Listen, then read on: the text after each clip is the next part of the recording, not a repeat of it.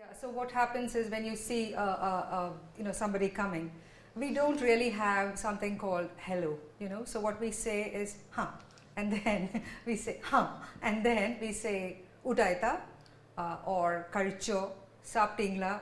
So it's basically different languages, but they all mean the same thing. Basically, have you eaten? So if it is a different time of the day, if it's the morning, then they would use the word for breakfast. If it is lunch or dinner, they would use the bigger word for it, So that's how people greet each other. And I think it's very interesting because it's basically asking if you've eaten, everything's all right in your world. And a hello seems like nothing in comparison. When it comes to food, it's probably the one thing that makes a person very happy. And secondly, even if you're unhappy, it makes you feel better. And I also think that it is one thing that a lot of people can do together at the same time. It's not like drinking where some people don't drink, so what do? But food is something everybody eats. You need to eat to live.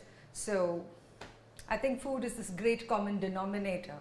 And so because of that, it makes it so much more easier to celebrate with food. I think increasingly what is going to happen, the world is probably not going to die because of wars, but it's going to die because of food and water shortage.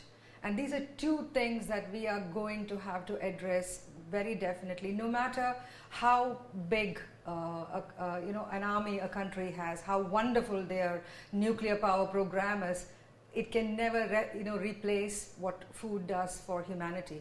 And so I think at some point all the nations in the world are going to sit down and address this very seriously about how are we going to sustain food. I think so. I think it needs to now move into a next stage. See, this is an introduction, by bringing in, say, like 104 writers to talk about what food means to them.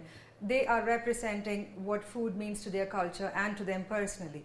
But I also think that hereafter it should get into more concrete forms of actually showing the people who live here and people who visit here, how do you put together programs that will help to sustain food. Right from the beginning, biologically and historically, women have been the nurturers. They are the ones who hold a family together. They are the ones who hold it together by the food that is cooked and eaten in the house. So I think women understand food probably with a natural instinct, which I don't think men really understand.